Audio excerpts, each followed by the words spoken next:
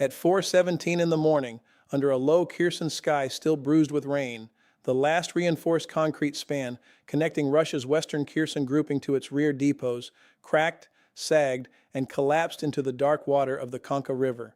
There was no artillery flash. There was no manned aircraft overhead. There were no boots on that bridge. Just the low mechanical hum of a British-built Malloy T-150 quadcopter completing the 30th mission of a 60-day campaign, releasing the final charge onto a structural seam that Russian engineers had insisted was untouchable from the air. Seconds later, that seam was gone. And with it, the logistical lifeline of roughly 70,000 Russian troops dispersed across the occupied left bank of Kherson Oblast began its slow mathematical strangulation. This is not a story about one bridge. This is not a story about one drone unit, one British aid package, or one clever piece of engineering analysis. What you are witnessing is the visible surface of a far deeper transformation, one that Moscow's general staff has refused to acknowledge for nearly 4 years. This is the story of how the Russian military, the supposed inheritor of Soviet operational depth, has been quietly outmaneuvered by a force that does not need cruise missiles, does not need strategic bombers, does not need numerical superiority. It needs only patience, engineering literacy, and a doctrine that treats logistics as the actual center of gravity. Let that sink in for a moment.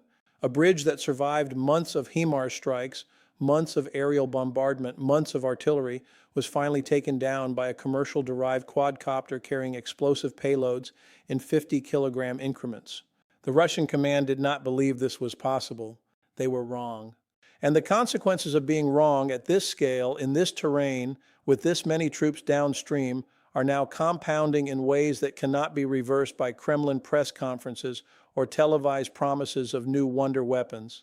Before this analysis is finished, you will understand not just what happened in Kherson Oblast, but why it was always going to happen. You will understand why the Russian assumption that bridges are immune to small unmanned platforms was already a doctrinal failure waiting to be exposed. You will understand why the 70,000 troops now dependent on degraded ferry crossings, improvised pontoons, and contested forest tracks are not the victims of a single strike, but the victims of a 4-year pattern of strategic denial. Stay with me, because the question we will answer is not whether Russia can replace this bridge. The question is whether Russia ever understood the war it was fighting. Pull the lens back. To understand the magnitude of what just happened on the Konka tributary, you have to rewind to the autumn of 2022, when Russian forces conducted what Moscow called a regrouping and what every honest military analyst called a forced withdrawal from the west bank of the Dnipro.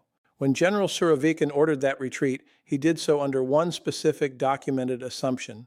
He assumed that the Dnipro River itself, 300 meters wide with seasonal flooding and a complex delta of tributaries, would serve as a natural defensive moat. He assumed that Ukrainian forces could not project precision deep enough, fast enough, or persistently enough to threaten the rear of his new left bank positions. He assumed that the bridges and crossings on the eastern side, the ones connecting frontline units to ammunition dumps in Henichesk, Skadovsk, and Novokakhovka, would remain functionally safe. Every one of those assumptions was wrong, and the most damaging part is that each assumption was built on a doctrinal worldview that has not been updated since the Cold War. Russian planners still treat bridges as engineering objects. Ukrainian planners now treat bridges as living nodes in a kill chain. That is not a semantic distinction. That is the difference between losing a war slowly and losing a war on a visible deadline. Consider what Russian doctrine assumes about a fixed bridge. It assumes that destruction requires either a precision-guided heavy munition, a cruise missile with a hardened warhead, or a sustained aerial campaign of the type only major air forces can conduct. Under that assumption, Russian air defense, electronic warfare, and counter-battery fire are sized to defeat exactly those threats. Panzer systems are positioned to shoot down cruise missiles. Tor batteries are positioned to defeat low-altitude aircraft. Krasuka jammers are positioned to disrupt GPS-guided shells. The entire defensive architecture is calibrated against the 2010s threat model. But the Konka Bridge was not destroyed by any of those threats. It was destroyed by something Russian doctrine does not even classify as a strategic weapon. It was destroyed by a heavy-lift quadcopter originally designed for civilian payload delivery, modified by the 426th Unmanned Systems Regiment under the command of Colonel Alexei Bulakov, and operated in conditions Russian air defense was never instructed to monitor for. 30 missions, 60 days, 1.5 tons of explosives delivered in patient surgical increments to the bridge's underside where Russian engineers had failed to install adequate structural protection. And then, with the structure already compromised, one final missile strike to finish the work. This matters enormously. Because what this proves is not that Ukraine has a clever drone. What this proves is that the entire Russian defensive grid in southern Ukraine was built against a war that is no longer being fought. The real question is not whether Russia can shoot down a Malloy T-150. The real question is whether Russian commanders even understood, until April of this year, that the Malloy T-150 was a strategic threat at all. The honest answer, judging by the 4 months of unanswered missions over that bridge, is no. They did not understand, and they still do not. And it gets even more serious from here, because the Konka Bridge was not an isolated target. It was the latest and arguably the most symbolically devastating in a campaign that has systematically dismantled Russian logistics across the entire southern theater since 2022. Let me walk you through what this actually means at the strategic level. In July 2022, Ukrainian HIMARS strikes began targeting the Antonivka road bridge across the Dnipro at Kherson city. Russian engineers patched it. Ukrainian gunners struck it again. The pattern continued until the bridge was functionally unusable for heavy military traffic, and that single fact, more than any frontline maneuver, forced the Russian withdrawal from the West Bank in November 2022. One bridge, one sustained interdiction campaign. An entire army group displaced. That should have been the lesson Moscow learned. They did not learn it. In June 2023, the Kakhovka Dam collapsed under circumstances that flooded the lower Dnipro, reshaped the delta, and forced both sides to reconsider their crossing options. Russia treated this as a defensive bonus. They assumed the wider, shallower, more unpredictable river would make Ukrainian operations harder. In reality, the flooding accelerated the erosion of Russian crossing infrastructure and created new, hard-to-defend tributaries like the Konka. Russia did not adapt. They simply moved more men into a terrain that had become structurally hostile to their logistics model. By 2024, Ukrainian strikes on the Kerch Strait Bridge, on the Chongar Bridge connecting Crimea to mainland Ukraine, and on the rail viaducts feeding southern Russian-occupied territory had collectively forced Russia to rely on a brittle network of ferries, pontoons, and rail substitutes. In June 2025, Ukraine struck the Kerch Bridge again, this time with underwater explosives planted in a covert operation that further degraded an already strained supply artery. Every one of these strikes told Russia the same thing: your bridges are not safe. Your assumptions are wrong. Adapt or bleed. Russia did not adapt. And here is the doctrinal reason why. The Russian military structurally cannot acknowledge that small unmanned systems have become a strategic tier weapon. To acknowledge that would be to admit that 20 years of procurement, training, and force design have been calibrated against the wrong threat. It would be to admit that the Panzer is not a magic shield. It would be to admit that electronic warfare cannot defeat a swarm operating under fiber optic control. It would be to admit, in short, that Russian military thought has been overtaken by an opponent it spent decades dismissing as a junior partner. No system built on hierarchical pride can absorb that admission quickly. So instead, Russia continues to lose bridges, and the troops downstream continue to pay the bill. Now pull the lens back further, because the Konka strike is not just about logistics, it is about state-level industrial consequence. By the spring of 2026, the cumulative effect of Ukrainian deep strikes on Russian infrastructure has crossed from tactical nuisance into strategic crisis. Ukrainian long-range drones have struck Russian oil refineries at Ryazan, Samara, Saratov, and Volgograd repeatedly through 2025 and into 2026, taking offline an estimated portion of Russian refining capacity at various points and forcing fuel rationing in regions Moscow does not want named on television. The Russian Ministry of Defense has been forced to redirect air defense assets from the southern front to protect energy infrastructure deep inside the Federation. What does that mean for the 70,000 troops in occupied Kherson? It means that the air defense umbrella that should have been guarding their supply bridges has been progressively thinned to defend oil that fuels the war economy.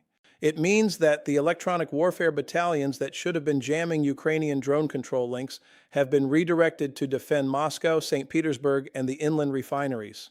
It means that the engineering brigades that should have been hardening the Konka Bridge with underspan protection were instead pulled north to repair rail lines damaged by partisan and drone activity in occupied Donetsk and Luhansk. Every theater is now competing for the same shrinking pool of Russian defensive resources. And southern Kherson, for all its political symbolism, is no longer the priority it once was. This is what happens when an industrial-scale war exceeds the industrial capacity that started it. Russia entered this war with a defense budget of roughly 4 trillion rubles.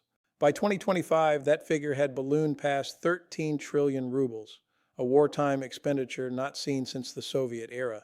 And yet, for all that spending, the bridges keep falling, the refineries keep burning, the conscript replacement pools keep thinning. The strategic bomber fleet, after the Ukrainian Operation Spiderweb strikes of June 2025 that destroyed roughly one-third of Russia's deployed long-range aviation, has not recovered. Russia is spending more money than ever to defend less territory than it controlled a year ago. In April 2026, according to the Institute for the Study of War, Russia recorded its first net loss of territory in the Ukrainian theater since August of 2024. That is the trend line. That is the verdict the Conca Bridge strike actually delivers. And now, let me bring you to the climactic operational point, because the destruction of that bridge was not a one-off engineering victory. It was the deliberate, telegraphed opening move of a coordinated Ukrainian campaign to isolate the entire Russian left bank Kherson grouping. Here is what mainstream coverage is missing. The Conca tributary bridge was the last continuous heavy vehicle crossing connecting the forward Russian positions opposite the Dnipro mouth to the rear depots near Henichesk and the Crimean land bridge. When that bridge was operational, Russian battalion tactical groups in villages like Oleshki, Hola Pristan, and Kozachi Lahari could be resupplied by truck convoy in a single overnight cycle. Ammunition, fuel, fresh rotations, evacuation of wounded, all of it moved through that corridor. Now that corridor is gone. The alternative routes require either a 30-kilometer detour over secondary roads already targeted by Ukrainian drone teams, or a transition to ferry crossings on tributaries that Ukraine's 426th Regiment and adjacent unmanned systems brigades have under persistent surveillance. What this means in practical military terms is that the 70,000 Russian troops dispersed across the occupied portion of Kherson Oblast, a figure consistent with open-source estimates of Russian force concentrations in the southern grouping, are now consuming supplies faster than those supplies can be delivered. That is not starvation in the literal humanitarian sense, not yet, but it is operational starvation. Fuel for armored vehicles is being rationed.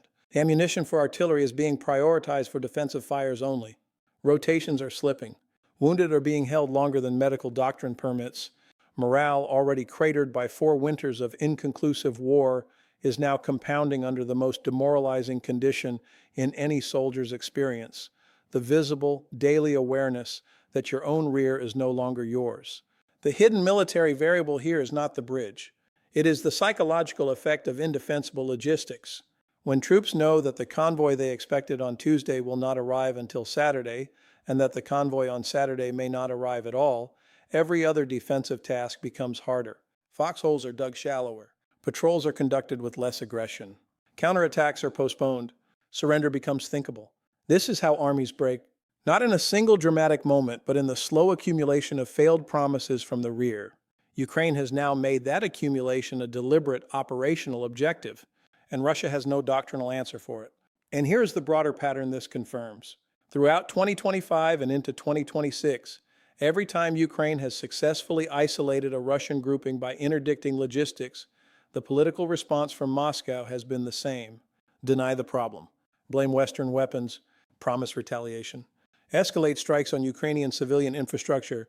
None of these responses solve the bridge problem. None of them solve the fuel problem.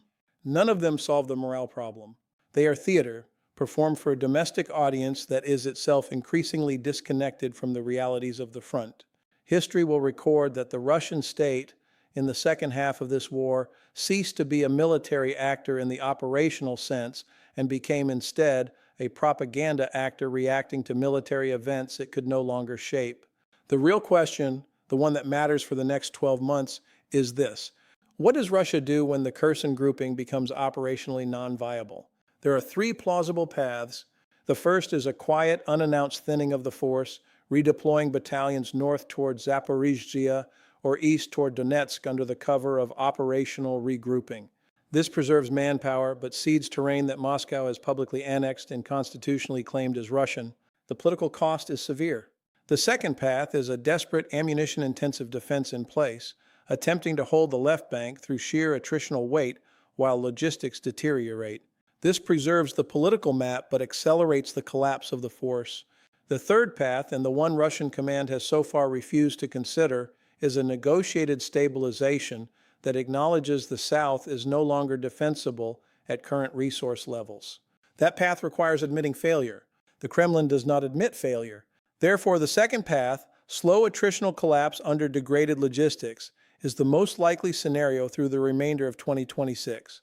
And the bridges will keep falling. That is the part Russian planners still refuse to internalize. The 426th Unmanned Systems Regiment is not a singular unit. It is a template.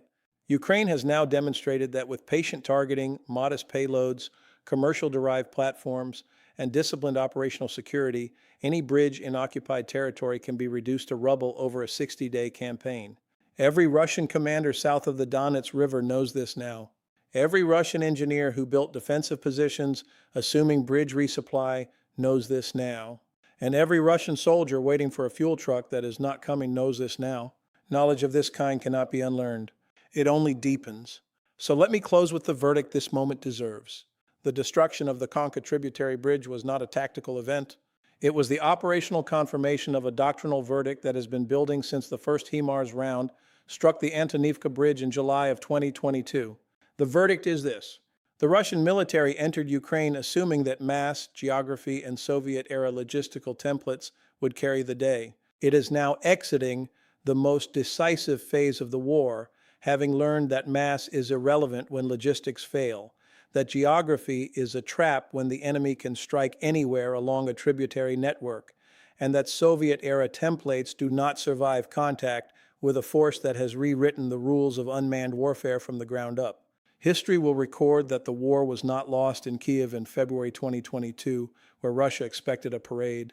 It was lost in the quiet, patient 60-day campaigns of regiments most Western audiences will never know by name, conducted against bridges most Western audiences will never see on a map, severing supply lines for troops most Russian families have already stopped believing they will see again. The 70,000 men still holding positions in occupied Kherson are not the future of Russian power. They are the residue of a strategy that stopped working 2 years ago and that Moscow has refused to replace.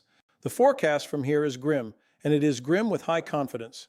Through the summer and autumn of 2026, expect further bridge interdictions across the southern theater.